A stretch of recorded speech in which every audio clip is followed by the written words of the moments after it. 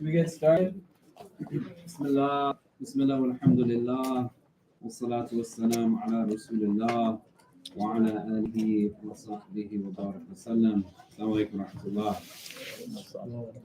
So we're going to get started, and then we'll take a pause for Maghrib, and then we'll continue after that for a bit, maybe till Isha time. We'll see how it goes after Maghrib, inshallah. So last week we started to talk about what was taking place after Isra and Mi'raj.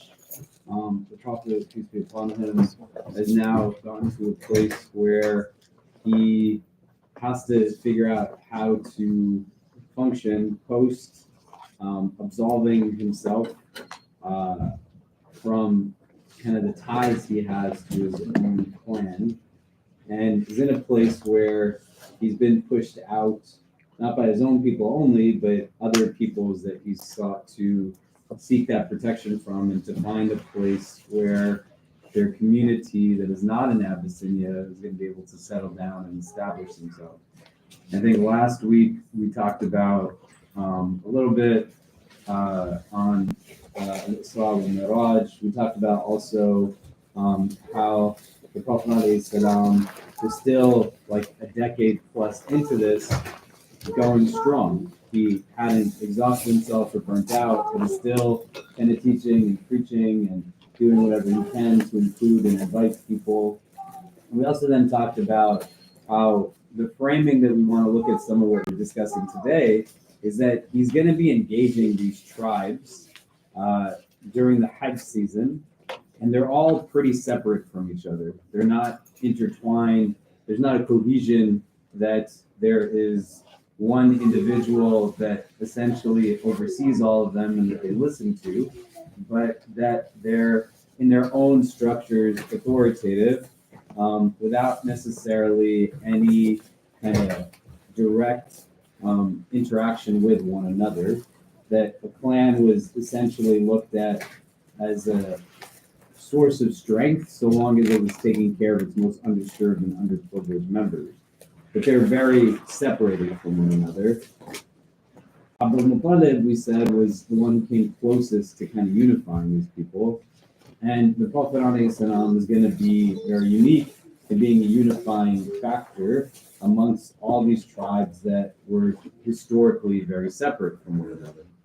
And so where we want to pick up is now his decision on how to engage these unique tribes that are coming in. And the Hajj is still something that maintains itself as a practice amongst the Arab at that time. And there's a lot of different tribes that are making their way into Mecca shortly after the time that the Prophet ﷺ comes from the Isra and Mi'raj, right? And Abu Talib, we said, passes away either in Ramadan or Shawwal, months that we just experienced we're in. Hajj is not so far away from the time that we're in right now, right? Some of you might be going for Hajj this year. Is anybody going for Hajj this year? Does anybody know anyone going for Hajj this year? Yeah. Does anybody know what Hajj is? Anybody know what I'm talking about? Yeah. Everybody with me? I was the one in jury duty, not you. So you can see, though, positioning, right? Like the time between the two Eids that we celebrate is not a long period of time. Do you know what I mean? So the time between the passing of Abu Talib, Khadija radiallahu ta'ala anha, Taif, Al-Isra wal Mi'raj, the Hajj season, it's not like a long period of time. And to just think about how these things are happening, both kind of like quickly, but also we've gone through over a decade of lived experience plus in terms of prophethood, and then 40 years before that, and then also before that, kind of the history of Mecca, Ibrahim alayhi salam. And so here now, he's looking for somebody who's going to essentially take him in and adopt him. The way that this system functions is off of this tribalism, like in what's called an asabiya, and you're linked to a clan.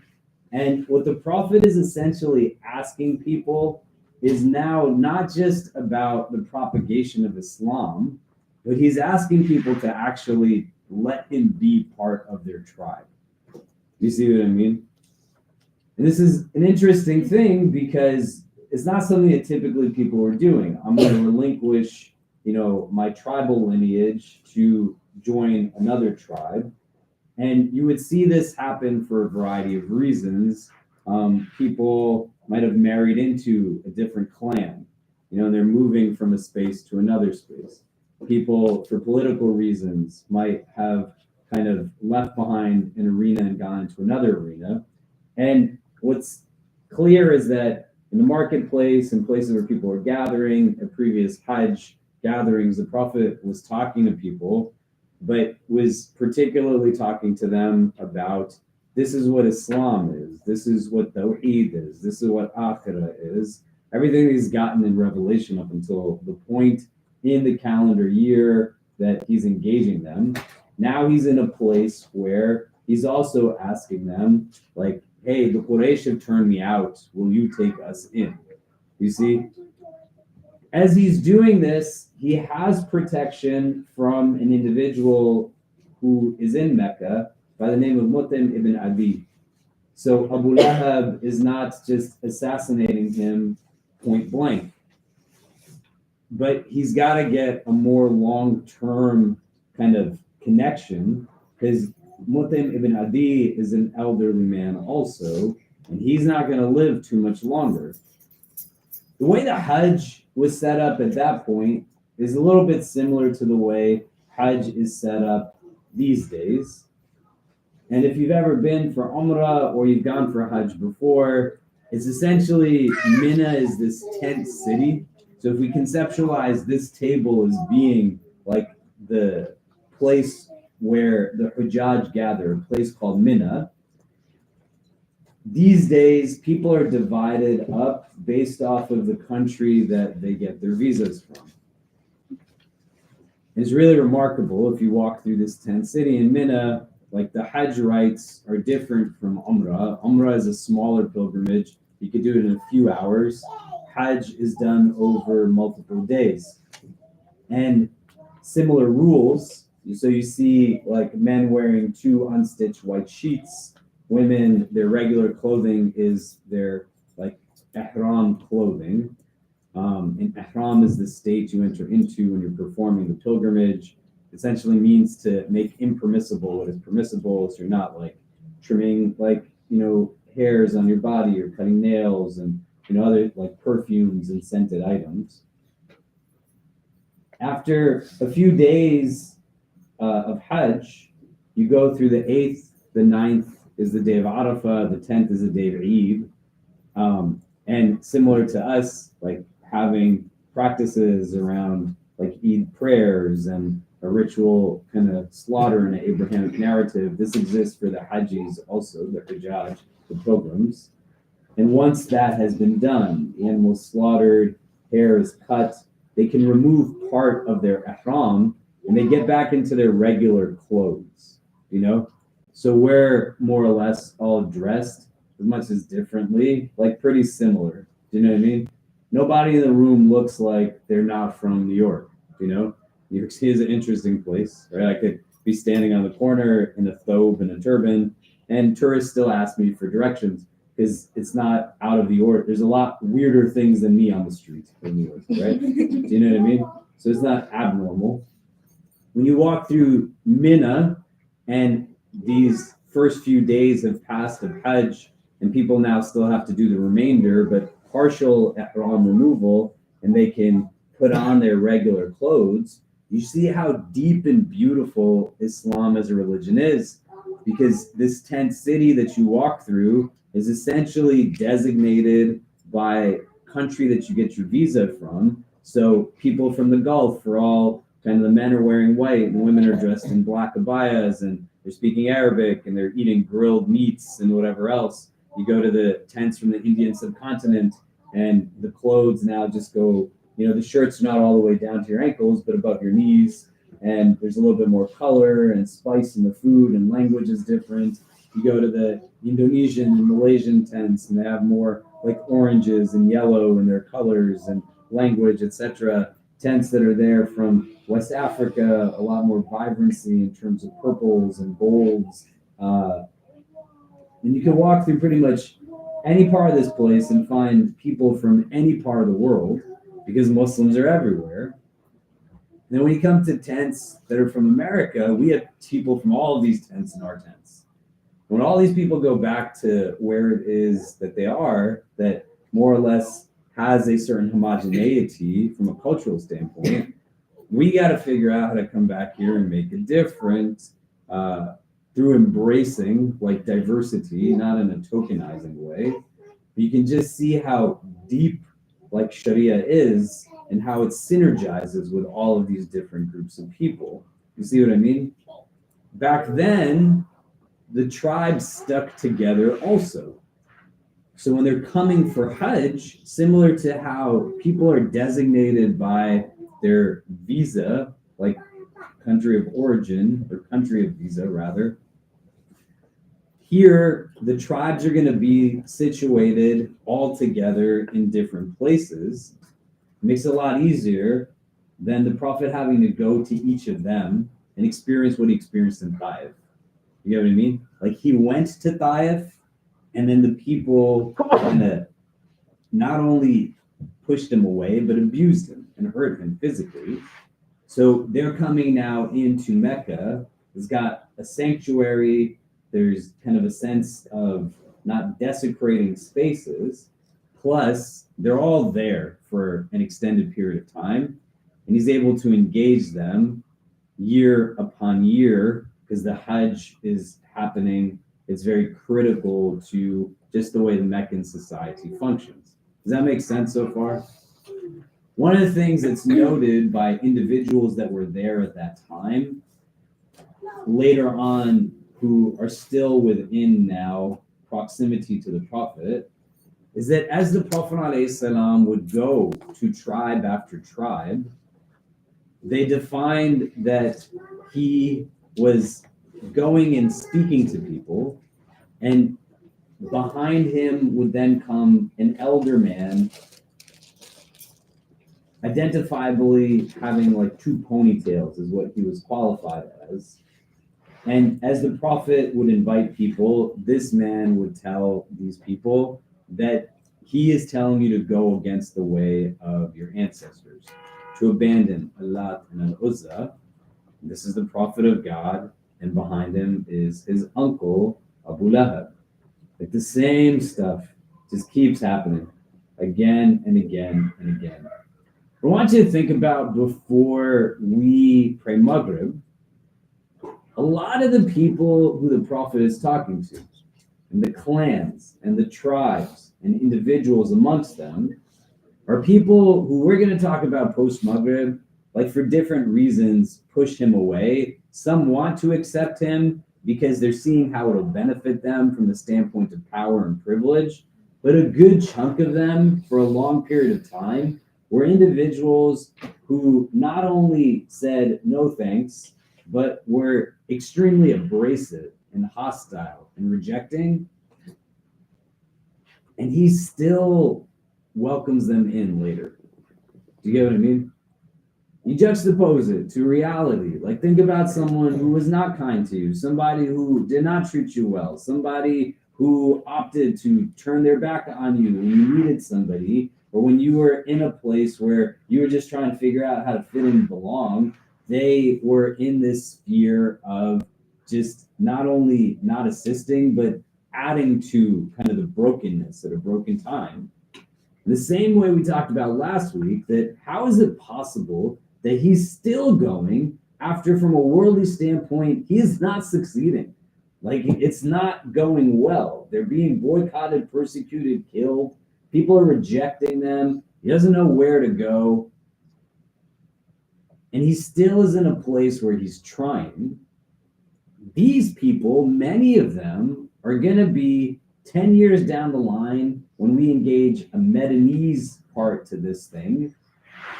They're going to be the ones who are praying behind him, you know? And he's not holding it over their heads. Do you know what I mean? It's not like, oh, so now you want to like be a part of this, right? Doesn't happen ever. I want you to talk about just for a couple minutes before Maghrib comes in.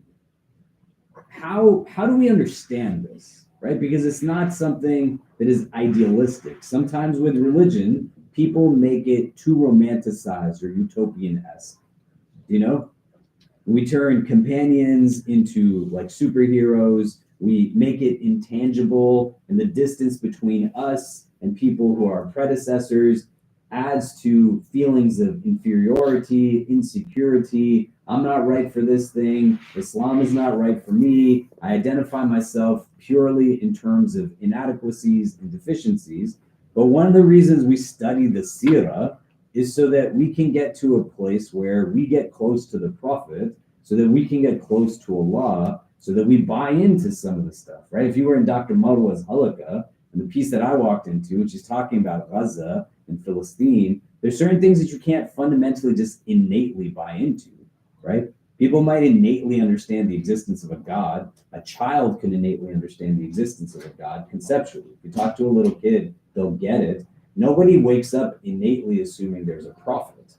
Do you know what I mean? And then when you get ritual and practice and theology, things that are rooted in kind of understandings of specifics, the idea of having a prophet that you trust or someone with a good character has a segue into belief in him, and then believing him like go hand in hand. You see what I mean? What kind of sense do we make of this? Like, how does he get to this point that these people are pushing him down and pushing him back? Some of them are listening to Abu Lahab, who is his family and is abusing him. Some of them are going to be in a place where one or two like comprehend and want to move forward, and the chieftains of their tribe say, we're not doing this. And a lot are going to come later on, and they're going to be amongst the people who they say, now we get it. What are some of the things that we can kind of take from this in the most practical as well as conceptual senses? Let's talk about it just for a minute. We have like 2 minutes before Maghrib comes in. If you don't know the names of the people you're talking to, just exchange some names first. And let's kind of talk this out a bit, what's coming up for people, and we'll come back and discuss. I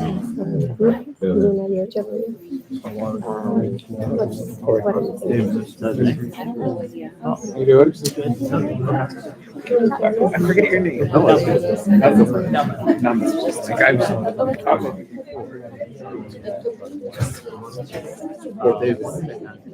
David. Sorry,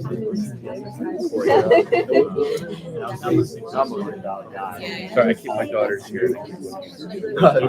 It's not. Yeah, it's not.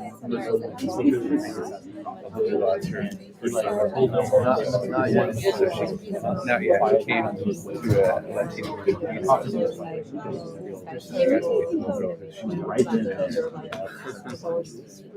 Make you do a lot for that. But anyway.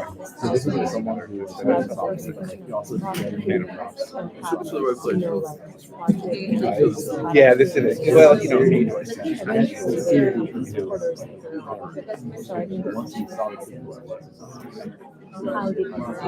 That's right. I'm not like creeping out of the sisters. This part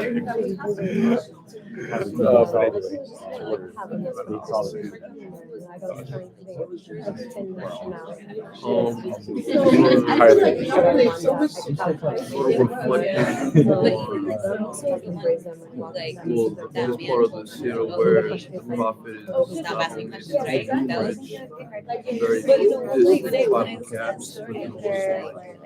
what does it mean? And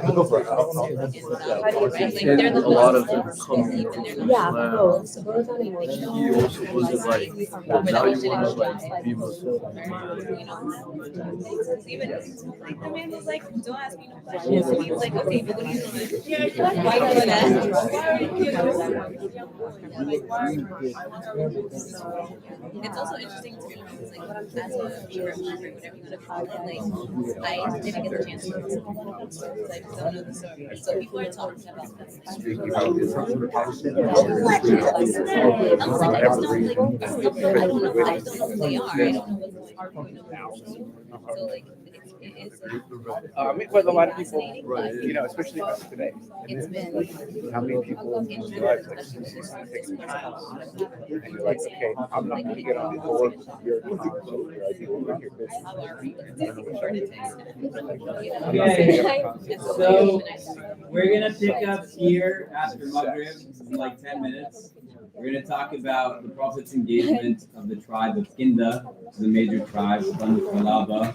We're gonna talk about his engagement of the Khazraj and the Aus. We're gonna talk about how Islam starts to come to Yathrib, which will become known as Medina, right? Because we're getting to the end of the Meccan period. We're going to talk about the important role that Abu Bakr radiallahu anh plays, like in this instance, and some of the dynamics that are coming in, because the Khazraj, they're there with about 6 or 7 people, and some of these other tribes are there with about 1,000 people. And so the Kinda, they have a lot of people. The Banu Qalaba, they have a lot of people. It's the ones that have less and not as much power that actually are the ones that end up embracing the Prophet, right? With no conditions or ties, you know? And so I want you to hold some of the thoughts you're discussing right now in relation to what we're talking about, that the Prophet is still going to accept a lot of these people, even after they've turned him away, when he's in this now latter part of prophethood. We're going to see Islam go from like here in Mecca to Mecca and Medina to like all of this within a very short period of time thereafter. And some of the things that are dealing with this in terms of character, compassion, forbearance, resilience, self-care is going to play a critical role. So hold on to what you're discussing. We have someone called the Adhan. We'll pray Maghrib and then we'll resume like in about 15 minutes or so. Yeah. Okay. What do you guys call the Adhan? Alyssa.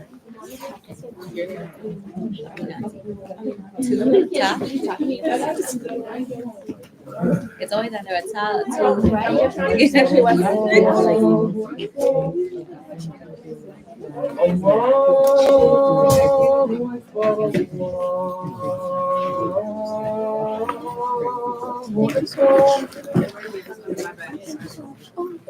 I hope you wish. Yeah, appreciate it.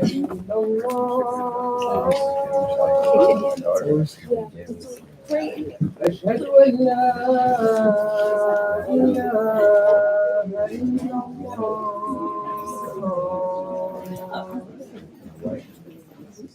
أشهد أن محمدا رسول الله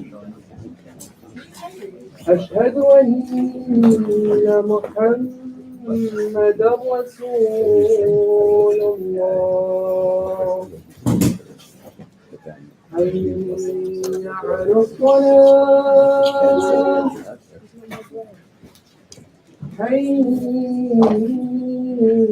على الصلاة حي على الفلاح حي على الفلاح الله أكبر الله أكبر لا إله إلا الله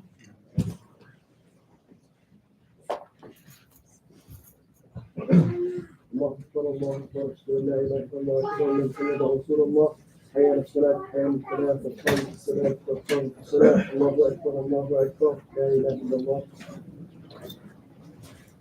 You guys line up the back of your heels instead of the front of your toes. You guys do straight, inshallah. take a quickie to do that.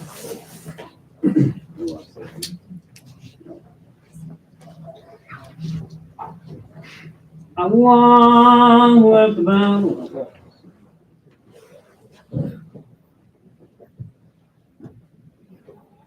Alhamdulillahi Rabbil Alameen. الرحمن الرحيم مالك يوم الدين إياك نعبد وإياك نستعين اهدنا الصراط المستقيم صراط الذين أنعمت عليهم غير المغضوب عليهم ولا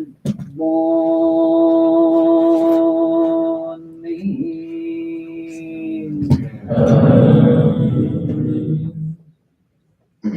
لا أقسم بهذا البلد وأنت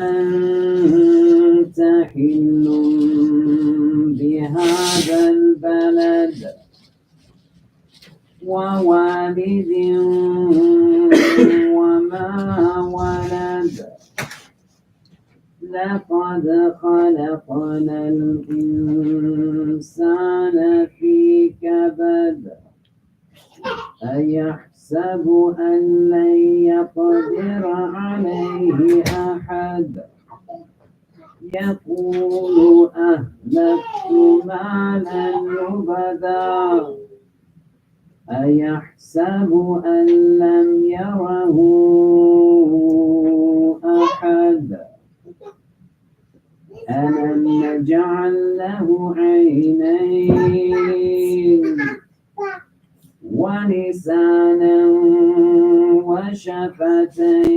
وشفتين وهديناه النجدين فلاقتحم العقبة وما أدراك ما العقبة فك رقبة أو إطعام في يوم ذي مسغبة يتيما ذا مقربة أو مسكينا ذا متربة ثم كان من الذين آمنوا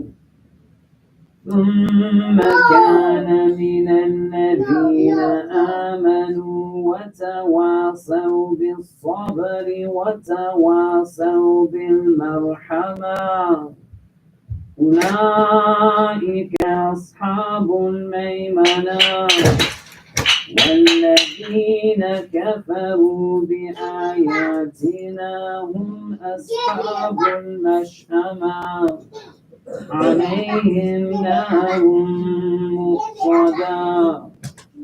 الله أكبر.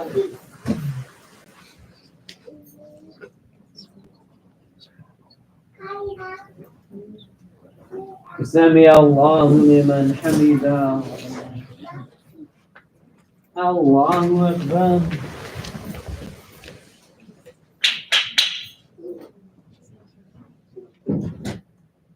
الله أكبر. الله أكبر.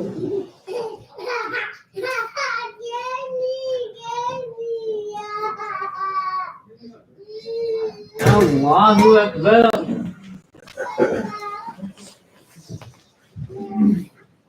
الحمد لله رب العالمين الرحمن الرحيم مالك يوم الدين إياك نعبد وإياك نستعين اهدنا الصراط المستقيم صراط الذين أنعمت عليهم غير المغضوب عليهم ولا الضالين.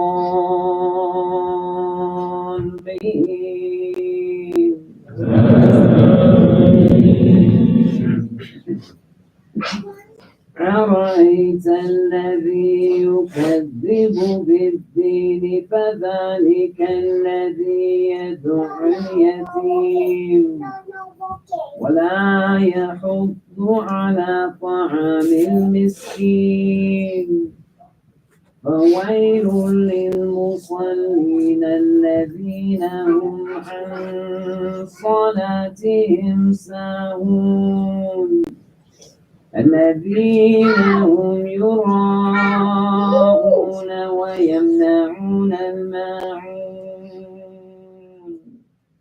الله أكبر.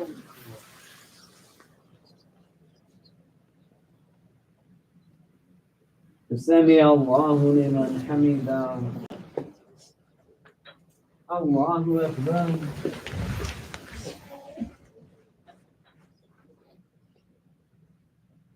الله أكبر. الله أكبر.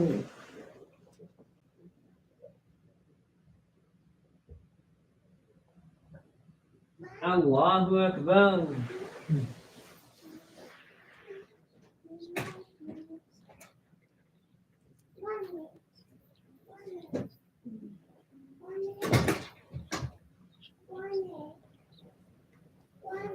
الله أكبر.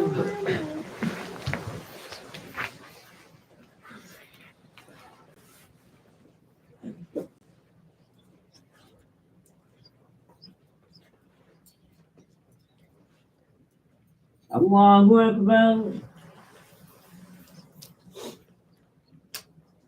سمع الله لمن حمده. الله أكبر.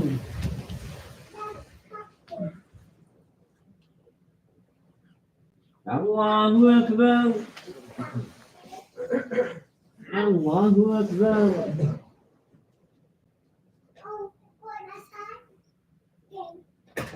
الله أكبر.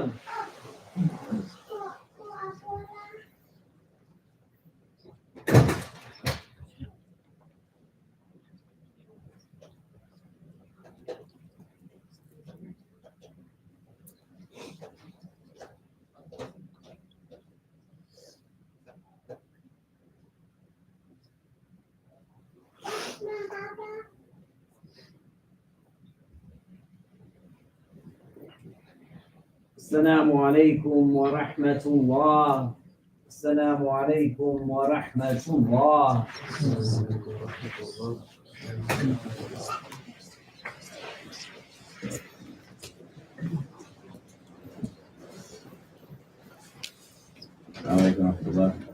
We'll resume the halakha, the Seerah halakha meeting on Wednesdays in about 5 minutes or so once people are done praying for Sunnah. Stick around, inshallah. At the end of it, we'll probably pray after once we're done praying for Sunnah.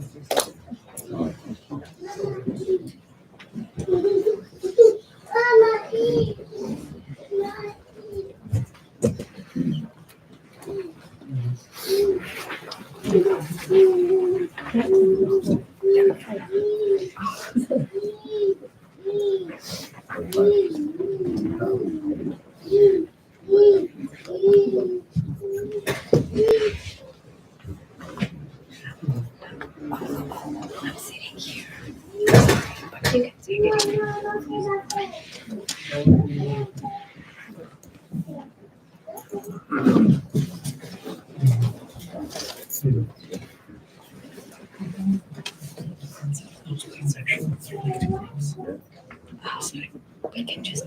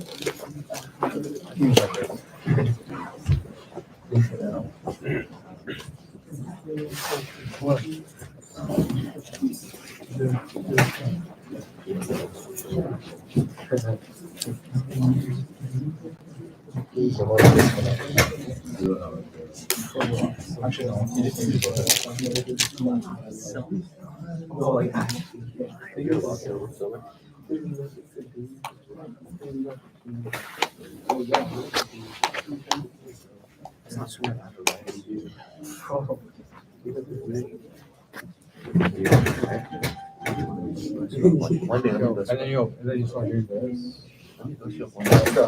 Yo, he goes, but he comes back to that. Past the Twitter, there's like this video room with like a faucet on the side. Oh, the shower. He's playing the I was shower. wondering, what's that? You were following along like, what? No, what's Hey, that? how are you? I don't think it's happening tonight. He said he just gave me What's this? Yeah, I was doing so stay for the holiday. I missed like 80% of it. No.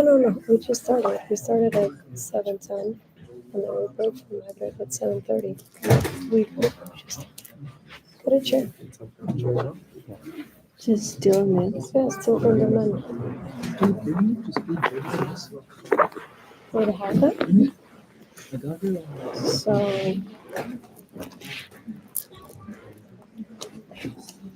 So we're getting to the part.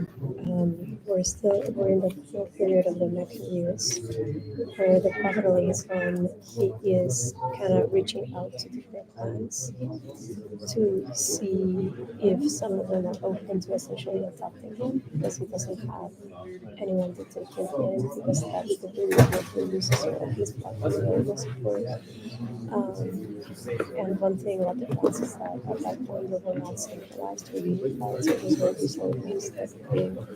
And he had this one uncle who would protect him, who took him in power, but he didn't want to have animals, so he would essentially he waited until the hatch period when everyone's sort of on the same pace, but intensity.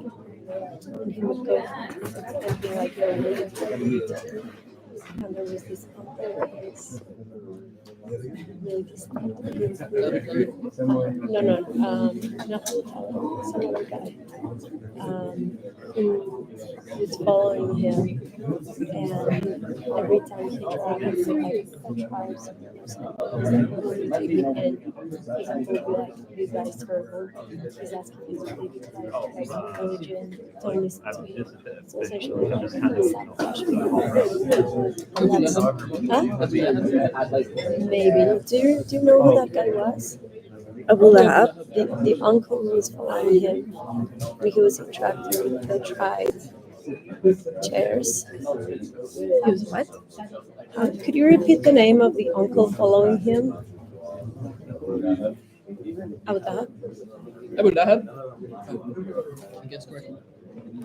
Okay, should we get started again? You messaged me. I have it in the office. Are you saying Let me just. I'll do it. So why don't we pick up where we were leaving off? There's a lot that we're gonna see thematically, but also things that we see. Bismillah. Alhamdulillah. Salatu wassalam ala Rasulillah. So we're gonna see a lot of things thematically, and things that are just reoccurring again and again in terms of kind of responses. And it seems like a big part of what the Prophet's got to do is let go of stuff, you know? Like there's no room to hold grudges here. You know what I mean? But how? Like, how is this kind of coming to surface? You get what I mean? Like, there's a lot of these people who are catalysts for a lot of pain and a lot of difficulty in his life. What did we discuss before Maghrib? What was coming up for people? What did we talk about? Yeah. One thing I brought up was there's one story I remember reflecting on a few weeks ago, which was I forgot the name of the guy, but his intention was to assassinate Rasulullah, and the long story short was he was like really trying to secretly do it, and the Prophet like predicted, or like when he tried to do it, he said, "I know what you're doing. This is what you're up to. You know, Jibril told me all that stuff." And right then and there, he accepted Islam like right there, because he knew that there's no way Prophet would have known that unless through divine intervention. So for some people, their dissent against Islam was genuine, but once the truth kind of smacked them in the face, they would accept it. And it was so for some people who had their opposition to Islam, it was through genuine dissent. But once they were able to acknowledge and recognize truth, I think that's one component as to why the Rasul was able to give them grace, because they eventually came to the truth. Yeah. Okay. Other thoughts? Like, do we think that that's the only situation? Say somebody did not end up becoming Muslim, you still like treated them. You know what I mean? Like, there's a lot of people who treated him terribly, who didn't become Muslim, and he was still doing right by them. You know? Well, let me reframe it. Is anybody like as amazed at this as I am? Right? Like, isn't that crazy that somebody can do that? Why? Why is that a crazy thing? Why is that surprising? Yeah. So what we were discussing in my group was that Are you passing out Girl Scout cookies? we wanted to pass one Okay, for you. thank you. You don't like them? Huh? You don't like them? I'm Okay.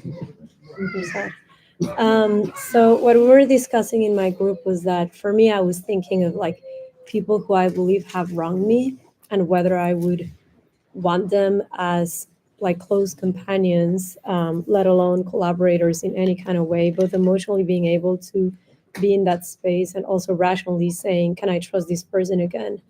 And something, for me, the answer is no. I think it would be really hard, even 10 years from now, to want these people close. And something that we were discussing is that perhaps because he had such a track record of always putting the community's needs before his own, then perhaps that's something that gives you the sort of like emotional stamina to be able to both forgive someone and then make them feel welcome and like they belong and like they are part of essentially your family later on, because you know that it is better in the long term for the community's well-being to not hold that personal grudge that will have all sorts of ripples later down the line. And that might be what allows you to overcome, the obstacle to forgiveness. Well, forgiveness isn't about let's go back to pretending like everything was the same as before you transgressed against me. And even with the prophet of God, it wasn't that every person who hurt him, like they're all still kind of together. But retribution is very different from reconciliation, and what reconciliation looks like is different from person to person. You see what I mean? Like when we get to Uhud, Washi is hired as an assassin, spear thrower to assassinate Hamza, the Prophet's uncle who supports him. He's got uncles like Abu Lahab who are kind of abusive and hurting him. He's got uncles who are helpful of him. You know, but Hamza radiallahu anhu supported him at a time when a lot of people were pushing him away. He's one of his first family members to really kind of get behind him. Washi spears him at Uhud, assassinates him. He's like gunning for him. Hind, who hires Washi to do this, then cuts into Hamza radiallahu ta'ala anhu's body on the plain of Uhud and removes his liver and bites into it raw. It's like a very grotesque experience. Years later, Washi comes to the Prophet and says, like, what can you say, right? And then the Prophet says, like, we're good, but we can't be in the same spaces together. Do you see what I mean? Right?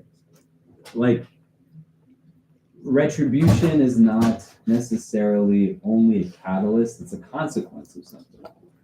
So all of this stuff that he's about to do going forward, now he's doing it while they're also praying 5 times a day. You see? It wasn't that prior to the Isra wal Miraj, they were praying 5 times a day. There was still prayer, right? Like we talked about with initial revelations. But now they're praying 5 times a day. The consequence of spiritual exercise is also like what the Hadith says. If you were to bathe in a river 5 times a day, what would it be like? The Hadith is illustrating like cleanliness. Person's clothes would not be covered with, this is what prayer is doing for your heart. So like retributive anger is a toxifying anger, you see? And the claim to his character being impeccable is remarkable, but also his emotional responses to certain things are what they are based off of the yield to the mechanisms that also increase like one's forbearance inwardly. And his heart is in a place where it's not giving a bow to things that create toxicity for it. You get what I'm saying? So forgiveness is not for the one being forgiven. Forgiveness is for the forgiver. It's taking you from anger to calm. It's taking you from agitation to tranquility. It's both people at the start and end of that process that like diminishes and deletes like resentment, bitterness. There's a lot of people who benefit from us holding on to grudges. It doesn't mean you have to go back and be like, hey, none of that mess happened. You gotta be smart. Islam is a thinking person's religion. Do you know what I mean?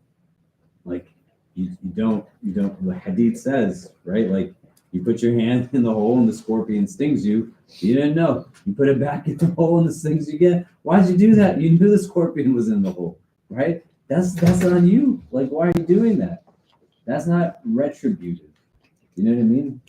And the assailant doesn't get to define the terms for the transgressor of what compassion looks like. You gotta be smart at who you put your heart in front of and skewed understandings of these things, right?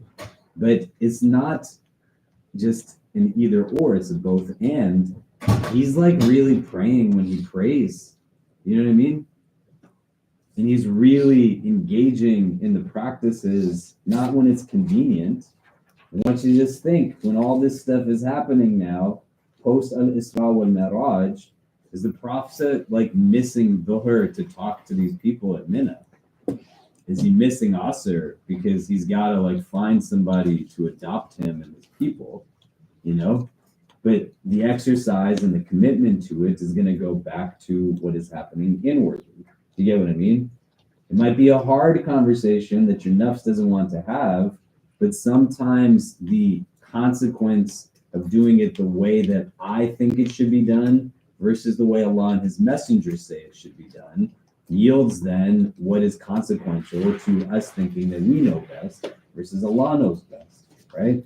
So you pray Fajr at Fajr time. You don't pray Fajr at Maghrib time, right? Right? But like the struggle is different from the indifference. You get what I mean? And if it's amazing, it should also be aspirational. But for my own sake, I don't want to be the person who is seeking an unhealthy retribution against someone who hurts me. I want to be a person of justice, But at the same time, it can skew my understanding of how to get to a place because I don't know how to let go of toxic people. Why is the Prophet trying to leave Mecca to begin with? Because the Meccans treat them like trash. Do you know? He's not saying, come on, guys, this is our family. That's my uncle. We respect our elders, right? He's leaving from the people who abuse him because they're abusing him and his people, And platitudes at any level of this, devoid of reality, create challenges. It doesn't mean that it's easy. It's hard, but it's harder when religion gets trivialized to statements that don't have substance. You get what I mean? It's not the only reason, but one of the contributing variables. This is why we said, right? Ya ayyuhal muzammil qum al-layla illa qalila, that in the early part of this, when Revelation's coming, and he's told the first things, a part of it he's told to stand in the night because it softens the heart. You know what I mean? It's not anything other than just objective fact. We can struggle with certain things and Allah make it easy for us. But the deliberate abandonment of the fara'id and the purposeful engagement of the haram creates the opportunity for consequential impact back to the spiritual self, the inner self. You know, he's not leaving his daily prayers behind once he was told to do them. Do you get what I mean? And now when the time comes, like for him to determine how he kind of engages in his emotional self, he's in a place where, like, these people later on are not going to hold over him control because he's in control of himself. Do you see? Does that make sense? Okay. So the Prophet is going to engage different tribes. And there's a lot of tribes that are coming from around the Hijaz. And they're coming in, and they're in this place where each one presents an opportunity for the Prophet to say, maybe these will be the people who are going to take us in. Abu Lahab is purposely kind of following him. Why? And you want to understand this. This is the nature of a person who's abusive, right? We work with a lot of survivors of abuse. We have a shelter that we operate in the Bronx. We see it. The nature of the abuser is they want to maintain control over the one that they abuse. May Allah protect us from ever being abused, and may He protect us from ever being abusive to somebody. Or those who justify someone's abuse against somebody else. That's even worse. You know it's happening, and you're telling somebody they just got to deal with it. You know? Abu Lahab wants to continue to exert control over his nephew. So you got to get into the mindset of what are also these individuals that are demonstrating what it's like to live antithetical to the Sunnah. The Prophet is going and speaking to people, and immediately thereafter, Abu Lahab is still telling people that my nephew is not someone good. He's now the leader of these people. Abu Talib passed, and Abu Lahab is in charge. He's got nothing better to do than to follow the Prophet of God around and do what he's doing. This is like what abusive mentality is. Like the wealth to follow like the one you abuse across the country just to bring them back to make life difficult for them. It's crazy. You do not want to even get close to that type of behavior. May Allah protect us from it. So when the Prophet is now speaking to these different tribes, his initial sense of engagement is rooted in a couple of things. Strategically, Ali radiallahu anh and Abu Bakr radiallahu anh go with him to speak to certain tribes. Abu Bakr and Ali are not there every single day, but they're there for different parts of it. And Ali radiallahu anh comments on how the inclusion of Abu Bakr in these conversations with these different tribes is very strategic and intelligent, because Abu Bakr radiallahu anh, he has a knowledge base of genealogy and lineage that he has studied for some time. So he knows who it is that the Prophet's talking to and who it is that's the decision makers. Do you know what I mean? And in this tribal-based system, like if the head of the clan is saying, we're going to follow this man, people follow suit, right? There's influence there. We don't function any differently, you know? We'd like to believe that quite often our decisions are just on our own. Even in the mundane, you're walking down the street, you don't know where to eat. There's a restaurant that has 30 people eating at it and a restaurant that has 0. Even if it's going to take more time to eat at the one that has 30, we're going to just do what the people are doing because we buy into a herd mentality. And then individuals that we cast admiration towards and they have affluence and influence over us, we're going to dress the way that they tell us to dress. We're going to buy into like what is normative and fall into what it is that they say. Principally, like humans function the same way across generations and time periods and cultures. And so these people are socialized in a way where in their own clan-based hierarchy, the chieftain of the tribe is saying something, you listen to the chieftain, which also already gives you a sense of just truly how strong an individual the Prophet of God is, that he's taking on every single norm in this society and standing like in defiance of it. You know, I don't know how to tell my mom and dad that they're being racist when I'm going to marry someone from a different culture. The Prophet is fighting generations of established practice and standing on his own. He can do that because he knows what his values and ethics are. Do you get what I mean? There's like a deliberate sense of this is what makes me me. Abu Bakr radiallahu anh comes with a knowledge base that is different from the knowledge base of the Prophet. It gives us an insight also that the role of the messenger of God is not to know every single thing, because he is still human, and it's going to keep coming up again and again and again. If you look at the story of Musa alayhi salam and Khidr alayhi salam, right? So Moses is asked, who is the most knowledgeable person in the world? He says, me. He's not being like full of himself. He's a prophet of God, so he just assumes it must be him. And Allah says to Musa alayhi salam, why did you say that? Why didn't you say Allah knows best? And he points him out to Khidr, who he says has more knowledge than he does, right? And it is different knowledge. Musa alayhi salam is not content with what he knows only, and he wants to find Khidr and has asked Allah for direction towards him so he can learn like stuff he doesn't know. It's a knowledge-based civilization, Islam, right? Contentment is rooted in knowledge. This is what we said in Isra and Miraj. The Prophet is still learning from Jibreel at 50 plus years of age. May Allah make us those who are always people of knowledge and wisdom. And so here, like Abu Bakr knows something, and the Prophet is not hesitant in working with somebody who knows something that he does not know. Do you know? You might say, well, that's like the thing all the time. And no, it's not the thing all the time. Because a lot of us don't know how to say, I don't know. You know? Our tradition tells us it's a sign of hikmah, a sign of wisdom, to be able to say, I don't know when I don't know. Do you know? What I'd like for you to talk about is, why is that the case? Why would it be a sign of wisdom to say, I don't know when I actually don't know? You see? And what makes it hard, secondly, for someone to actually acknowledge that they don't know something when they don't know it? We can talk about this for a few minutes and we'll come back and discuss, but go ahead. What do you think? My name is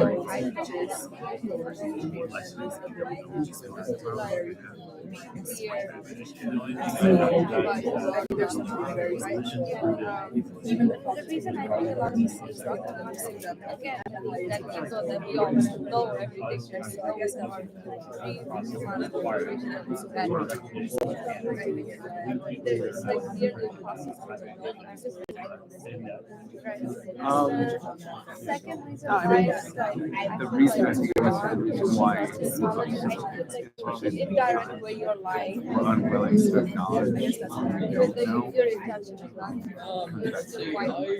Right. You know, alhamdulillah, I'm a person who will always acknowledge when I don't know.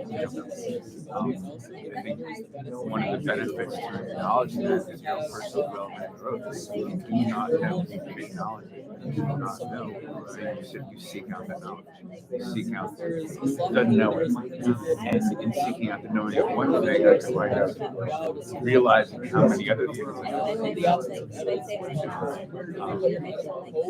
But it's hard to do that if you can't put that ego aside. To acknowledge first and foremost that, and also, I want to, You never will, obviously, but when you can acknowledge that, I think when you start really getting into I see a lot of someone who recently embraced Islam that I talked to that naturally assume I know less about the company. And then when I get into talking, I'm like, you're this, no, you're that. Because I want to start, like, you know, let's talk about it. And I don't mean it in an arrogant way, but it's like when you get into it, it's like, so you're just making an assumption, right, that you know. Part of it, I think, I think part of it because we have so much information process that we look for like possibly good shortcuts to try to get to that. So, like, for example, if someone assuming they didn't know anything, it's like they make a mental calculation, right? To do something, probably, and like something is wrong, and like you're not qualified for it. And that comes down to just like a little over a year. I didn't study religion for 30 years of my life. Look at different. I want to see that. Exactly. Right. But that's the problem. You know, what do they say about assumptions? So when you can't acknowledge that, you start to think, well, I know what you know, I know what you know, and you should listen to me because blah, blah, blah, blah. I know, and I found a lot of things that I think the goal is not to throw away the calculation, but be more flexible and What do you think gets we always make calculations. you make it, yeah, you make it, but there's the assumption based off of what science you're making it educated guess. You sit down there and make an assumption. Because I've said, for example, I'm just going back to this, right? What do we discuss? Everything? What did you guys talk about?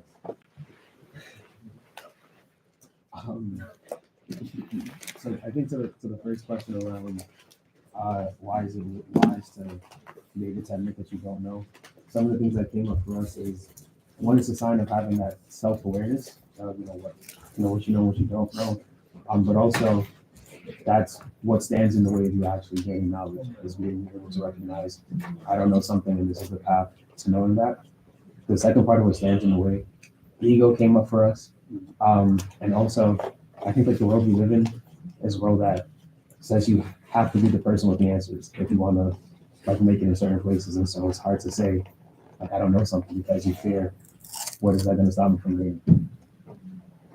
Great. Other thoughts? Yeah. Kind of to build off that, what we were talking about was, like, again, the ego part, right? How you build it up inside. I'm sure there's external influences, like you mentioned, like things that others want you to do, or just like society's whole piece are in motion. But at the end of the day, you decide either to take the action that you want to take, or just follow what others are doing. And that all again just goes back to ego pushing up. And like even in work too, like the workplace, you see that common as well. There's like expectation to never say I don't know, just make something up and just keep it going. So. Other thoughts? Yeah. Okay, so I also think it's the culture of social media where we have to be perfect in terms of editing and whatnot, right? It's just the whole culture of perfectionism. Also, and just scrolling through TikTok and whatnot. So it's just helping us build into this ego that we have to be perfect all the time. That's why a lot of people just say that, I know everything. Right? I'm perfect, even though they lack knowledge. But how is knowing everything perfect? Like, how does that become indicative of perfection? Do you see what I mean? Right? Like, I feel like, I like someone could say you haven't gotten a haircut in a while, or look, your beard is like all crazy and stuff. You know what I mean? And it's disheveled or whatever. But where does it come from, the idea that like knowing everything is somehow a sign of goodness or perfection, as we're saying? Do you see what I mean? Because it is the only one that knows everything is Allah, and Allah is perfect. Is that? I mean, it could be, right? Yeah. We like somehow have it in our nature because, like you just said, like Musa salam thought he was a prophet, so he knew everything. But his came from without like hubris to it, you know? So, like, if you know something, go ahead. Like, you know, the time of Jahiliyyah, I feel like it could be also like an overextension on not wanting to be ignorant or seem ignorant as well. And that's why we kind of like focus on being people of knowledge or like students of ed and things like that. And it might like self-aggrandize based off of like the value of being somebody that's knowledgeable. Okay, great. I mean, we've all kind of said the term ego throughout this, but I think for many people, you know, the acknowledgement that you don't know, it exhibits a sense of weakness within us and a sense of vulnerability that people, especially in today's world, don't feel comfortable demonstrating to others. Much like we said in Dr. Marwa's halakha before, you know, it's all the me. And if I portray any sense of weakness that I don't know this or I don't know this, others will come in, swoop in, take advantage of the situation, work, school, whatever it may be. And perhaps it comes down to fear. Great. There's not like the answer here, but if you look at kind of a thread of commonality in what's being said, the challenge or a challenge that comes up is then the motivation for knowledge acquisition is skewed, right? The intention isn't going to root itself in contentment. The intention is rooting itself in a sense of insignificance. Do you know what I mean? When the Prophet ﷺ is asking Jibreel, like, who is this? What is this? Right? When the Jibreel is asking the Prophet, do you know where you just prayed? Do you know these people? Like, it's an exchange that's rooted in a knowledge acquisition that can reach contentment, because the standard isn't like, I'm not supposed to be the one that knows everything. Allah knows everything. Who claims to know better than Allah is shaitan. So when you look at foundational challenges that exist, and you then see how they can be kind of exaggerated and made that much more exponential in impact, like, look at how crazy racist the world is. Well, shaitan was racist. Like, that's just what he was. It's not like clever. That's just what it was. He was a racist being. Where I'm from makes me better than where you come from. And like, racism is everywhere. May Allah protect us from it, right? He's got flawed, like, sense of self rooted in arrogance, you know? And the arrogance is based on what? Like, knowledge and knowing. Do you see what I mean? So, you know, like, I'm biting my nails, you know. I was gonna say I'm picking my nose. I'm picking my nose, right? But like, people do things, you feel like, why would you do that? Very different. That if I'm somebody who like might struggle with like getting up to pray, and I'll make it easy for us, versus that I fundamentally believe that I'm better than everybody. Do you know? And if you can look and understand a foundational practice also of adversarial elements against you, and you start to think about where is like a base that then stems from this, knowledge in and of itself has a very key role in our tradition, and the motivation as to why we acquire it, if done right, also can bring a lot of healing and balance. But if it's done in a place that feeds and fuels the ego in a problematic way, or makes us think that we somehow are inadequate in some regard, do you know what I mean? Can you celebrate somebody else knowing something that you don't know, you know, and not feel deficient because you might not know it? Do you see what I mean? Core beliefs that are based off of a socialization that renders us to see what is not there rather than what is, inclusive of within ourselves, can get easily manipulated. The standpoint of like how you build successfully, right? Like I tell people all the time when they ask me about nonprofit development, like entrepreneurial endeavors, building for-profit ventures, you're going to be successful if you can pay for your weaknesses.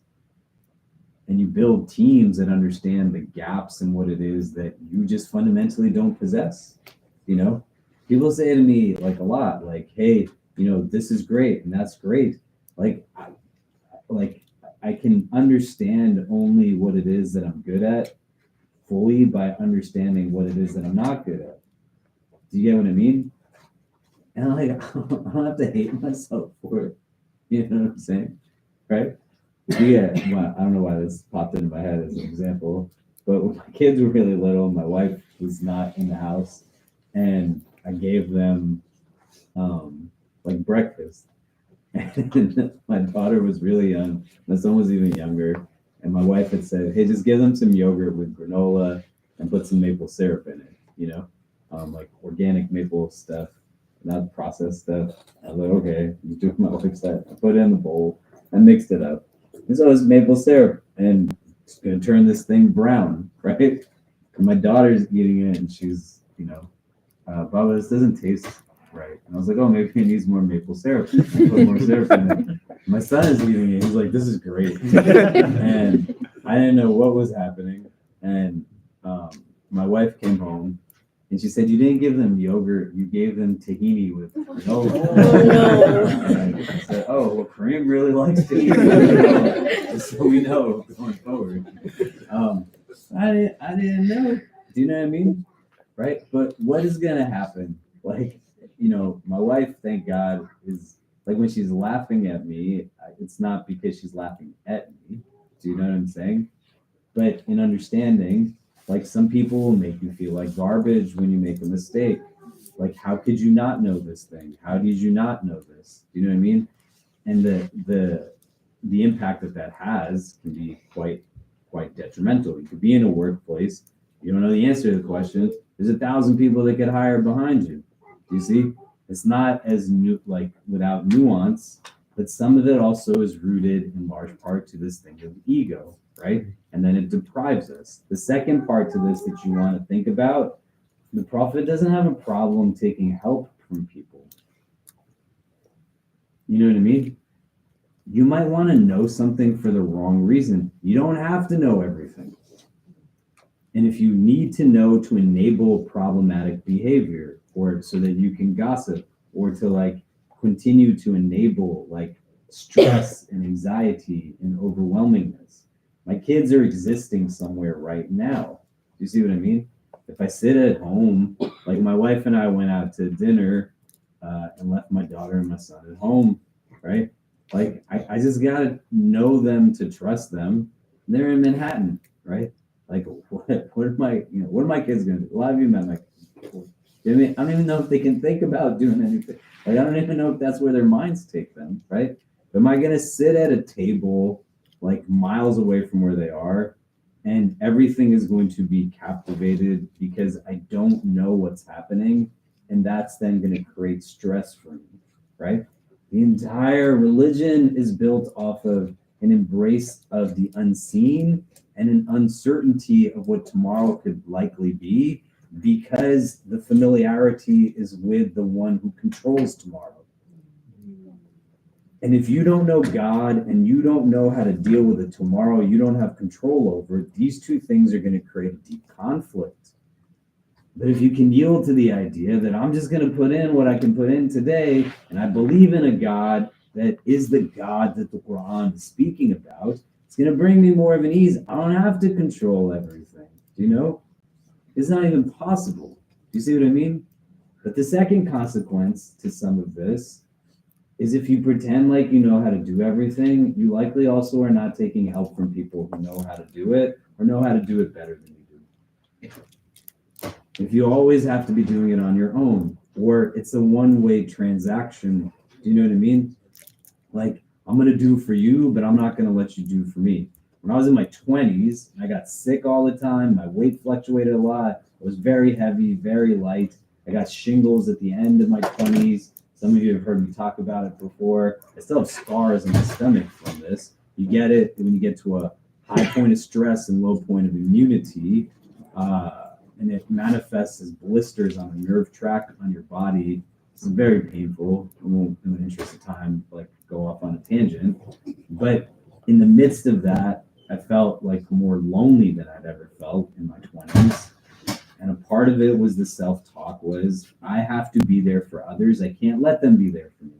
It's a foolish notion, you know? And getting to a place where you can see the connection point between these two things. And also, the Prophet is actually letting his friend be his friend. Do you get what I mean? I want you to think, because it's the other side of the coin, not only about what have you done for anybody else in the last week. It is not a self-deprecating conversation, but with consciousness, you're creative in how it is that you go out and engage in service and assistance, and you smile at people and greet them and acknowledge their presence. But what have you meaningfully let somebody do for you as well? Do you know? Without feeling like it's the worst thing in the world, or that you then owe them something because they did something for you. That's not love. That's transactional. You know what I mean? Does that make sense? The Prophet is getting to Medina, and as he's getting to Medina, he's leaning on people and is appreciating the knowledge that they have that they can offer back to the achievement of this thing. You get what I mean? We got a new building. I don't know how to build it. If I didn't have people, what would I do? I don't know engineering. I don't know plumbing. I don't know electricity. I don't know a lot of stuff. I'm glad, because then I can excuse myself from those conversations and say, why are you asking me this? I don't know this. Do you know? And it's crazy, right? Like, you sit with people and just sometimes it's like, why are you talking about this? Other than like, you know, I was doing there was a group of us, probably as many of us as in this room, who got together to think more than a decade ago on how you could institutionalize like a collegiate focused Muslim institution nationally. There's people who were in the room who worked in fundraising and nonprofit management, people who were consultants for McKinsey and BCG, people who had like advanced degrees. And then there was like a group of kids. I'm not saying this to hate on anybody, right? There was like a group of college kids who were in the room because they were part of an MSA. And we had 3 days together. Nobody was getting paid for this. It was all volunteer, like a ton of people in a room, interdisciplinary. A lot of great things could happen. And everything kept getting stalled because these 5 kids always had an opinion on everything. And so a day and a half into it, I said to one of them, like, hey man, what are you studying?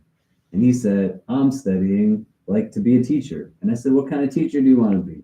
He said, I want to be a social studies teacher. And I said, for who? He said, 5th graders. I said, amazing. You, inshallah, I'll give you tawfiq in that. I was like, this man here gets billed out at hundreds of dollars an hour for Boston Consulting Group, has provided insight to numerous corporations, governments, and entities all over the world. And you're telling him you know better than him just because. You are a 5th grade social studies teacher. This is a beautiful thing. He knows stuff that you don't know. Why are you talking about what you don't know? Every word you have accountability for. Do you know what I mean? It's different from encouragement that you want to express and ideate and discuss, but different situations render different realities. Do you know what I mean? If you sit and you say to someone, Allah said this, and Allah did not say that. If you say, Islam says this, and you speak in a language that somebody who's trying to figure out what Islam is going off of you saying in an absolute, something is definitive that is not. You have accountability for what you are claiming as part of your knowledge base. Do you get what I mean? And saying I don't know is as much as a sign of wisdom as it's a sign of caution and a sign of an understanding, of an accountability mechanism. Do you get what I'm saying? Does that make sense? Right? And I wasn't trying to be rude to that kid, you know, but we were there to achieve something.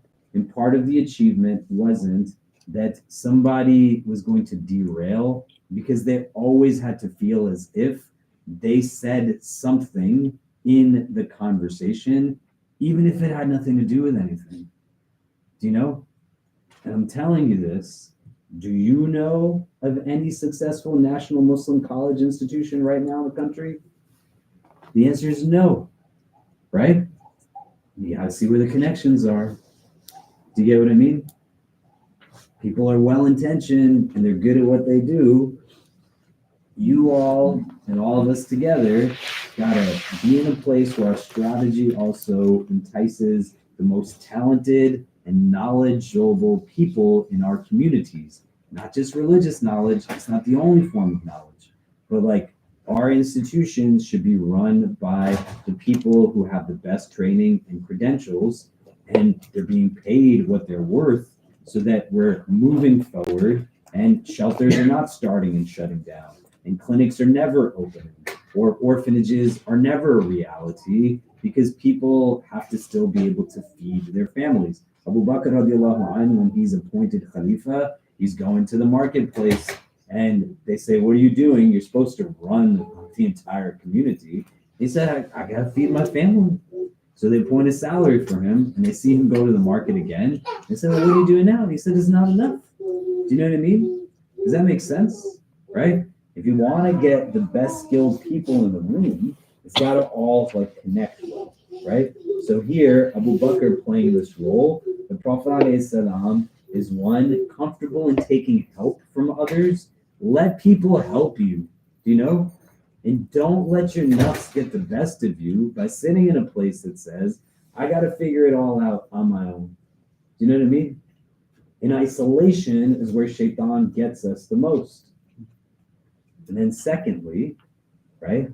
If you don't know something, that's okay. Because when you can yield it, you're going to either pass somebody on to somebody who does know, or you're going to go learn it, and then you're going to figure it out. When I was 18 and I was in college, it was the first time I met someone who was a survivor of abuse. And she shared with me stuff that was happening.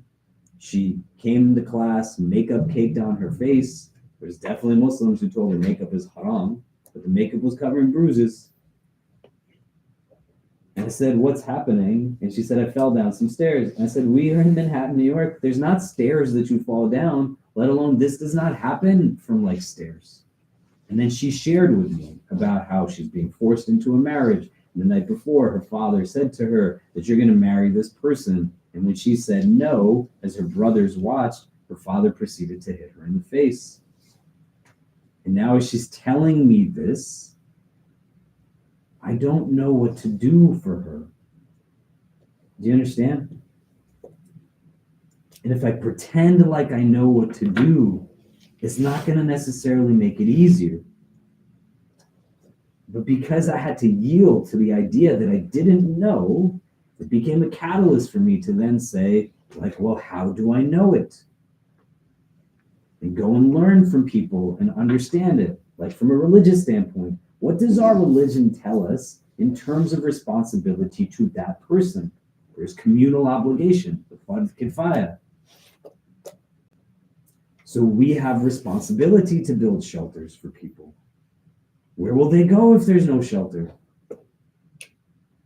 We have the means and the knowledge and the base. So we stand in front of Allah. If nobody does it and the communal obligation isn't fulfilled, all of us bear the responsibility. May Allah grant us ease. And then beyond, what does our religion tell us? Like from that standpoint, it's not an either or. Then how do you build something for someone? Somebody comes to you and you don't have to have the skill or the training, but how do you build the referral system? Who are the people that you would send somebody to? And as you grow something with strategy, we're not just building this thing so all of you can come and have iftar with us. That's a part of it, or Jummah. But also a part of it, because of these types of experiences, is how do I get people together and we build something on ethics and values, so then we can endeavor to say one day in the process, we will build a shelter. Do you see what I mean? Does that make sense? Right? But it's got to start in a place that is not simply like, lived experience. I don't want you to have someone come to you that has bruises on their face before you say, maybe I should go learn about this thing. And why we share stories and narratives is so that we can build a bigger sense of awareness. And everything isn't just about platitudes. Put your trust in Allah. Have more faith in Allah. Do you see what I mean? Islam is about reality. Knowledge becomes a key in being able to understand how lived realities actually exist. Abu Bakr now is with the Prophet when they're going to speak to a tribe called the Banu Thalaba. The Banu Thalaba, Abu Bakr radiallahu anhu, he introduces the Prophet to them and he says, this is this tribe here, they're chieftains, they're known for a lot of different good qualities. And then he introduces the Prophet as the grandson of Abdul Muttalib. The Banu Thalaba, as they're talking to the Prophet ﷺ, they're a well-known tribe. And many of their leaders are yielding to people in the tribe in the conversation. So the Prophet speaks to them about who he is, and he shares with them different things. So they ask him questions on what it is that's taking place. What time does Isha start? I don't know. The little girl sounded like she called me.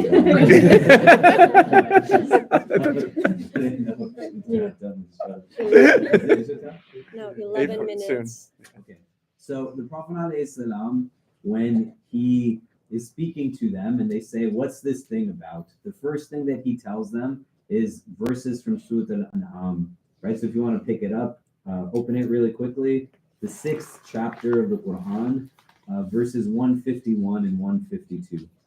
Can somebody open that for us? You said 151. And 152. 6, 151, and 152.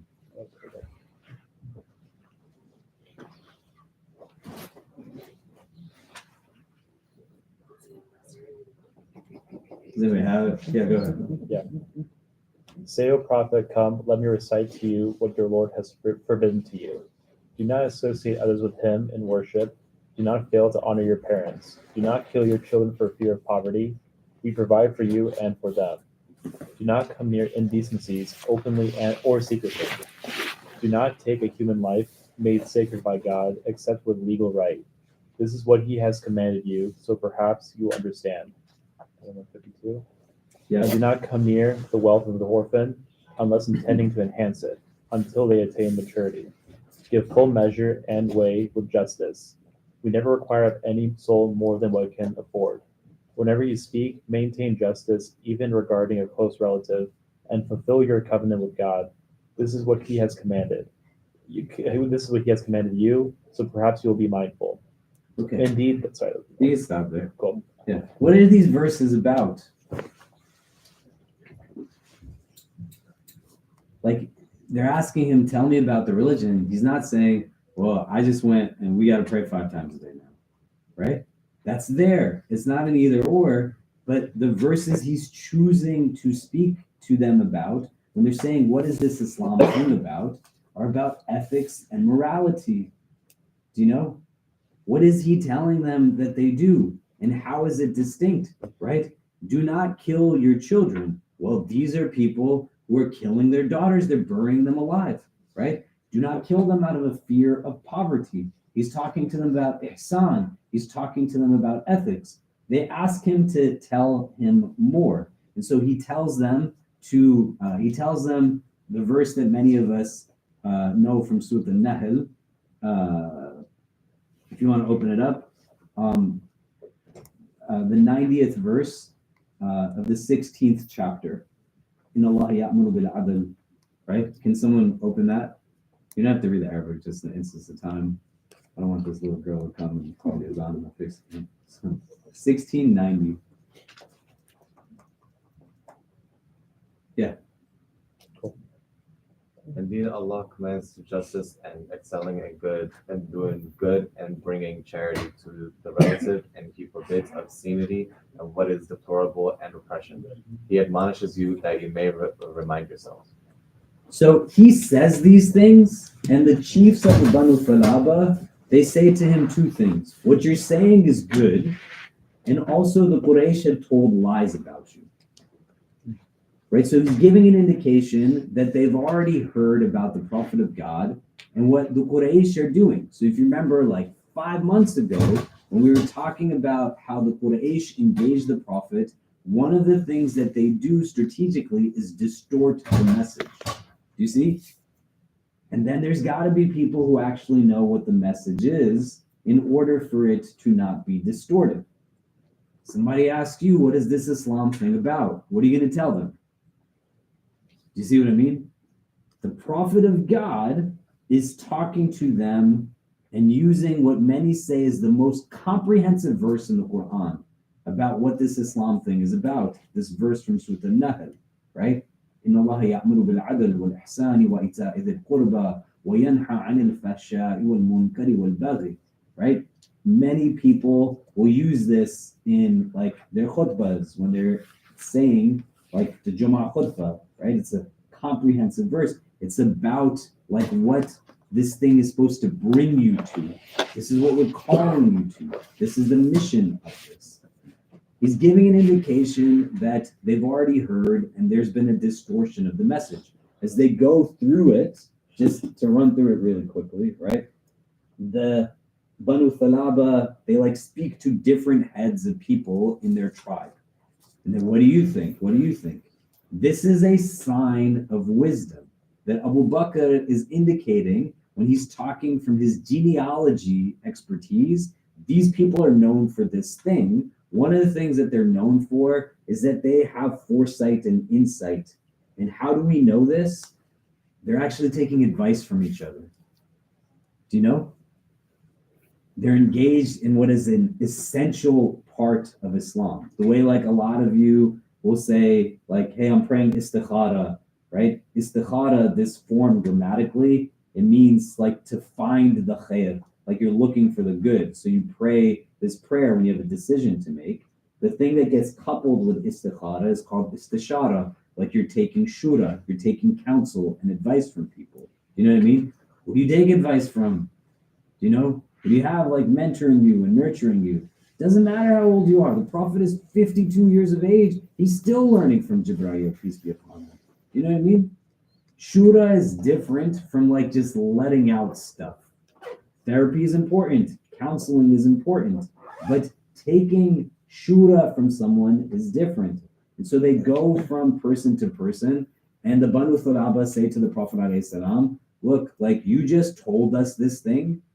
It wouldn't really make sense for us to suddenly make drastic decisions. So we're going to take what you shared with us and we're going to go back and you continue doing what you're doing and we'll see where things land, right? And then the next person says, I agree with like what they just said. And they're talking to people who have different disciplines. Another tribe that the Prophet speaks to is called the Kinda tribe. This was a tribe that had a lot of prestige at one point, and they don't have that recognition anymore. Who are known in the Hijaz like the Quraysh, because they are the caretakers of the Kaaba. And so when the Prophet comes to the Kinda tribe and speaks to them about this thing of Islam and needing protection, they say to themselves, they're like, hey, this is going to be good for us politically, you know? And they ask the Prophet, like, hey, like, we're good with what you're saying. After you're gone, like, who gets to be in charge? Do you know what I mean? Meaning, you do your thing, and we want to then, after you're gone, be the ones who are leading. And the Prophet's response to them is that, like, Allah is the one who determines who has control over the earth. Do you know? And as they continue in the conversation, the Prophet is saying to them that, like, this isn't the way that this can be done. Like, you got to be in it fully. You know, if you go back to the conversations with Quraysh years prior, our God for a day, yours for a day, ours for a day, yours for a week, ours for a day, yours for a month. Nothing is changing. he does not have capacity to shift it from one place to another. Do you see what I mean? And as he's talking to these tribes, he's still remaining true, even when he's at his wit's end. Even when things are not going like well for now almost 12 years of time, he's still saying, I can't change what this deen is about. You cannot compromise on what is uncompromisable. These are clans that are telling him that we have 1,000 people, we have this many people, that many people. Power is rooted in numbers. And then he gets to a group of people that have like either 6 or 7 people. And he asks them, who are you? And there is a tribe that comes from a city called Yathrib. They are different opinions in the Seerah literature. Some say there's 7, some say there's 6. Some say the 6 are only from the Khazraj tribe. Some say that the majority are from the Khazraj and the other from another tribe in Yathrib called the Aus. So in Yathrib, there are like Arab tribes and there are Jewish tribes. The Banu Nadir, the Banu Qaynuqa, and the Banu Qurayda. These are Jewish tribes. It's important to understand because the Aus and the Khazraj live alongside these Jewish tribes in Yathrib. The Prophet is sitting with this small group, 6 or 7. They don't have anything. They're not affluent or rich or wealthy. There's only 6 of them. Think about 6 people showing up to something versus like 100 or 1,000 people showing up to something. Do you get what I mean? The Prophet sits with these 6, 7 people and he starts to talk to them the same way he speaks about Islam to so many other people. He talks to them about Tawheed, he talks to them about Nubuwah, he talks to them about all of this stuff, and they're listening. One of the key distinctions between the people of Yathrib and the people of these other tribes is that the Jewish people are already a monotheistic tradition. Do you understand? And that they have already been telling the Aus and the Khazraj from their own text that there's going to be a prophet that comes. And when they say this to them, they're saying, and we are going to follow him, and then all of us together are going to destroy you all, right? So the Aus and the Khazraj are hearing the prophet, right? These 6 people from Khazraj, or these 7 people from Aus and Khazraj, they are together hearing the prophet. They've already been primed on the idea of Tawheed. But when we know like about Judaism, both like then and now, you know, some of you are converts in this room. Like, what does it take to become Muslim? Like procedurally, not emotionally or anything like that, but just from a procedural standpoint, how easy is it to become Muslim? You just say the Shahada. You can sit in your house and say it to yourself, and you're Muslim. That's it. There's nothing between you and God. Other religions don't function that way. Judaism is not a proselytizing tradition, right? It's a very ethnic-based religion that is rooted in like a matrilineal mode of extension. And if you decide to convert to Judaism, like it's like a hard process. The rabbis actually tell you like a few times to go away. You know, it's embedded in their tradition. And ours is a religion that teaches us to not mock people's beliefs. You understand? So you don't want to engage and adapt in what a supremacist society does to you every single day. This is just how their religion functions. Do you see what I mean?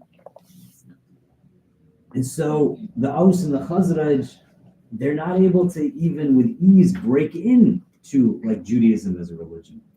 Do you know? And all these things are in a place where they have a different kind of timing.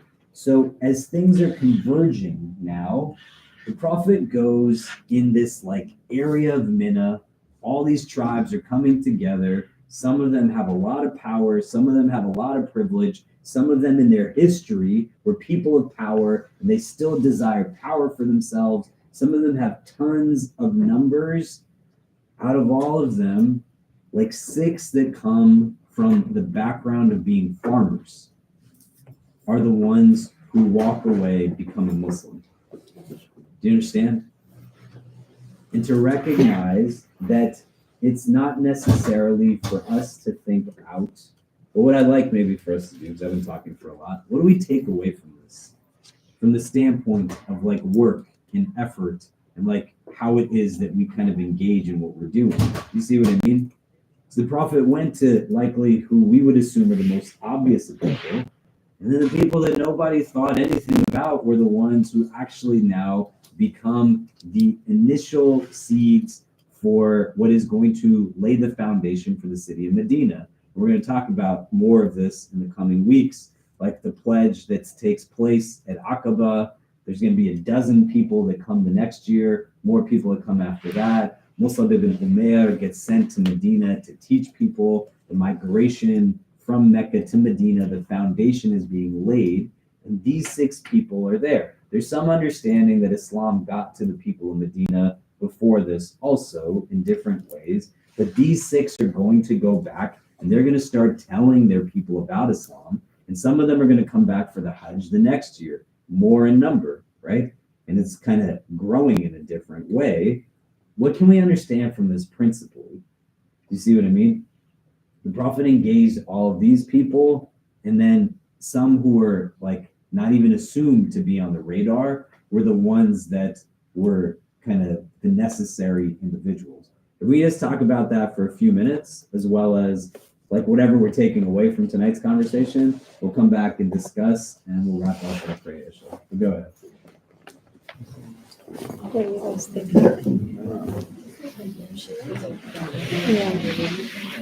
What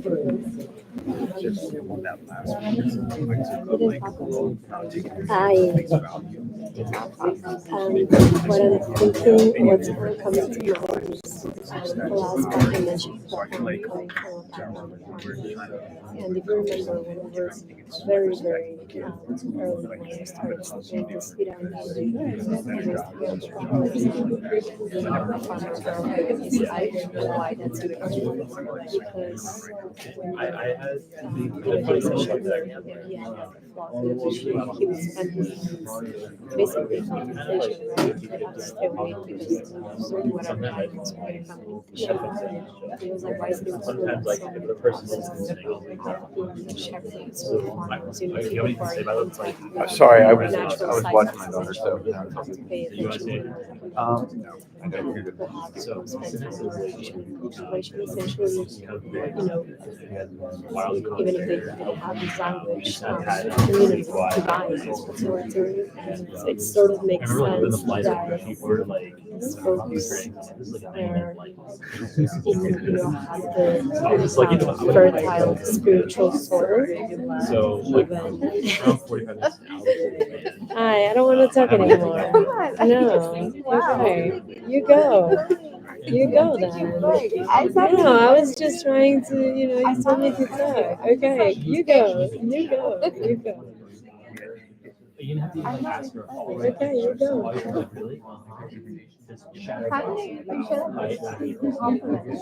Okay, you go. You go. What do you have? No, finish your book. No, I'm done. I'm done. It's done. My study's done.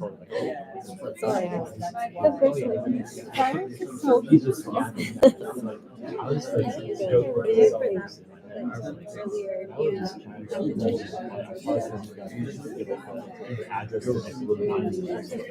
Right. Like that was one time. Oh, just because you asked why these people, you know, because everyone farmers, so that's what things would be. Yeah, whereas the others are doing correlates with people with like any kind of Exactly. I mean, That you made earlier too, right, was so relatable. The assumption that we make because you know you'll find that some people No, he was not talking about them in that sense. The Jewish tribes were in what is today Medina. So the Prophet was not interacting. He brought that up just because these 6 people That's next yeah, that's the thing. Is like have come So I to think it was realize just that the there's concept no of Judaism is not an accessible to me, but I that the chose ideas prophets who were already sort of and a lot of people who were cemented. national foreign language But yeah, he's not trying to get the to Jewish understand. That's one thing about here. Imam Khalid said it's been but it was a lot of never really It's kind of like the explored the inverted faith as to idea. why it is. What is the meaning? You know, and I have a friend, you know, I asked her, all I know about Islamic scholars is a little bit my dad told me. You know, like, I've like read like 10 books from Ghazali. You know the wannabe Year and a half. where it's the post Books on the history of the region.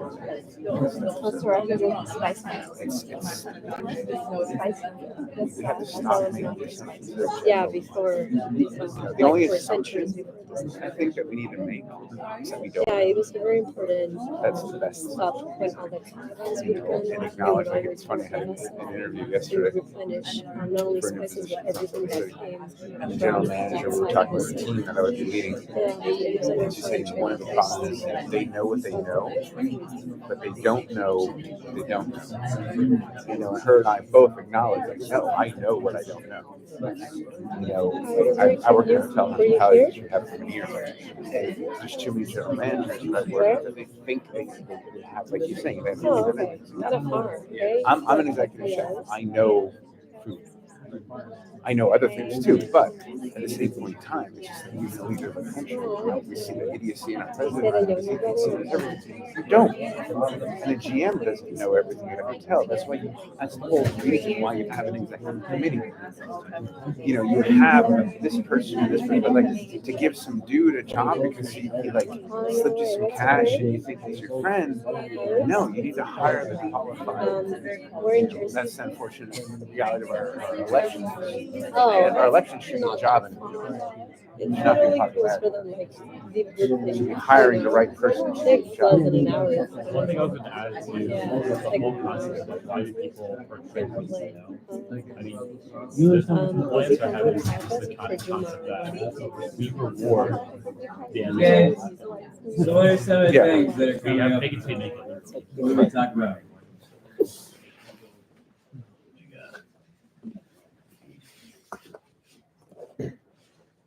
Sorry, I was sitting in a chair like all day. Not fun. What do we discuss? Are you laughing Never. at me? Why are you laughing? I would never You laugh know what at my you. day was like today? And now you're being. Did you get about selected? Huh? Did you get selected? Did I get selected? Yeah. No, nobody got selected. Oh, I'm sad. We just sat there for hours in a room in silence. And then they said, no one's selected. Do you get paid? Huh? Do you get paid? Me? Did you get paid? No, I mean, supposedly we're supposed to get $40 for the day. But you spent Donuts. $18 on chicken fingers. Yeah, I went to a Hawaii party. Don't spend that all on And everything. then the guy charged me $18 for 3 chicken fingers and french fries. So, you know, there we go. What do we talk about? Sorry. I never got paid. What are some of the things we can take away from this?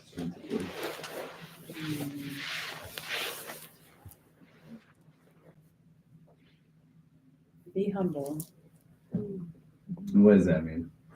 in ways where you should learn from others and grow with others along. So just guides you to always keep an open mind and gradually be around people that can guide you. Great. And Yeah. also we also talked about acknowledging people's accomplishments like around you and kind of learning from them and also like having that. Yeah.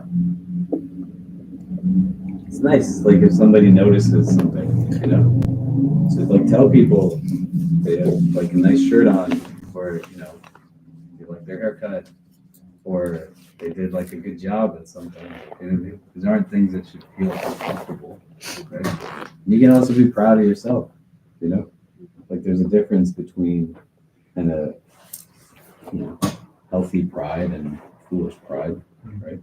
It's not a religion that tells us to beat ourselves up. There's enough people beating us up every day to begin with, you know. What else do we discuss? Communities like important for us to unite as one. And where does that come from? Okay, so I was talking to them about it. So I like heard something, but I don't know like how accurately I would read it. So like, I heard that there's like the world gonna end when like everyone's like Muslim and like the community. I feel like Allah wants us to strengthen the community between us, become one and united. So the hadith says that at the end of time there'll actually be nobody who's Muslim. Right? Like there'll be a time when there's no one left saying La ilaha illallah. That gives an indication in a worldly sense, like we don't actually like quote unquote win. You know what I mean? But like now is not that time. There's a lot of us in the world, right? And so we just gotta do what we're supposed to do. So it's the same vein of what you're saying, right? Like we're not in the time when there's not anybody that's actually saying this, right? So we're in the time that we're in, and we're just gonna get it done. Do you know what I mean? And this community need is important, right? The prophet needs people behind him. Why is he going to tribes at this point as opposed to individuals, right? Numbers play a critical role in the development of clout in communities.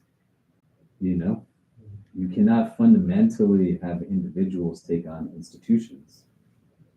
And when Shaitan makes you proud of individualism in its most unhealthy mode, that is whiteness, and it starts from very simple things. That's why I tell you, your fajr is not for you, your fajr is for all of us. And when you can start to think about with love and compulsion rooted in love, that this is not a religion that is a private affair with God. Yeah, it's you and Allah, but your choices, your decisions, your actions are not in a prison of egocentricity. You see what I mean? And it's a lot easier than to slip when you know that there's people around you that will help you get back up, right? But from an organizational standpoint, there's reasons why we want to be strategic in building certain things. And they're not just experiences, but actual institutions that allow for there to then be shifts in certain dynamics of influence and what's normalcy, So when the Prophet comes for a farewell Hajj, and he gives a khutbah to 120,000 plus people, all these people who are in Mecca right now who are coming for Hajj, they're going to see this man who all of them were engaging as an individual, and he now has this entire group. There's hadith that the Prophet is walking for Hajj, and he looks to his right, and the people who are with him, he just can't stop seeing them.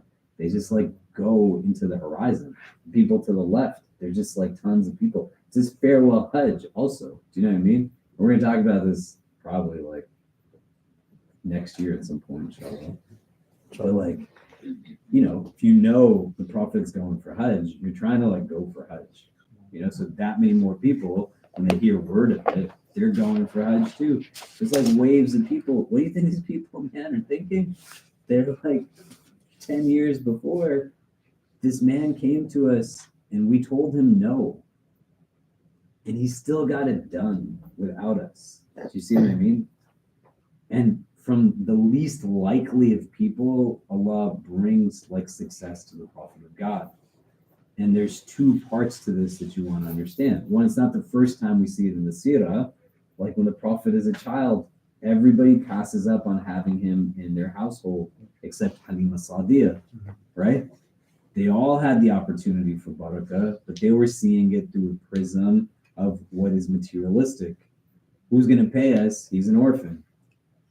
And she takes him. Her donkey is the fastest going back. Her animals are the only ones that are producing milk and grazing. Where are you sending your animals? It's not sending them anywhere. They had the opportunity, but they saw it in the way that they saw it, right? The Prophet is still getting primed for different things. At The solution is not to always go towards the ones who are the most likely, but to understand like everybody's got something to offer. Do you know what I mean? You can't undermine like that one individual that you decided to speak poorly about, that you decided to gossip about, or look for a reason to push down. We're not validating abuse and oppression, but we're saying there's a lot of things that come up that create standards of who gets to spend time with me, or if I only feel whole when I'm individually shining versus I'm shining all together with a group of people. You see? Then like, why do you need a tribe? Do you know? And the prophet needs like a tribe. It's just not going to work unless he's got like more behind him. Do you see what I'm saying? Does that make sense? And it's not just individuals. He's got different people from different groups. He needs like a full functioning clan that is now going to be who he transfers his allegiances to for protection and adoptions, because he's dissolved relationships with the people who now follow Abu Lahab. You know? You don't know if you're missing out on something because somebody doesn't quote unquote look like the person you're supposed to be hanging out with. Do you know what I mean?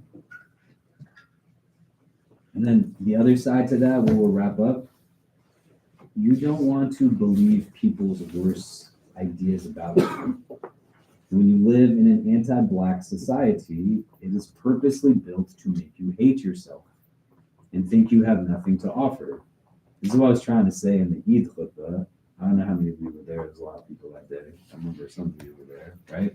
I was talking about fitting in versus belonging. I was talking about consumption versus contribution.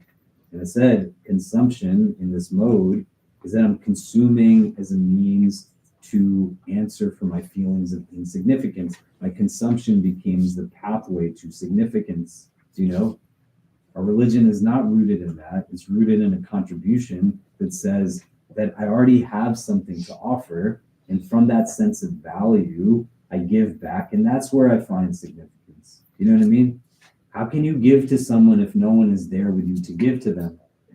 And if you're standing alone always, then there's not anybody that you can give and contribute to. So you're going to end up just consuming. Because what else are you going to do? If there's no room to contribute, then consumption is the only alternative, right? I can't give, like, you know, I can't cook for you, so I'm just going to eat it all.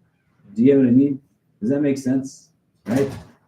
The prophet needs, like, this clan.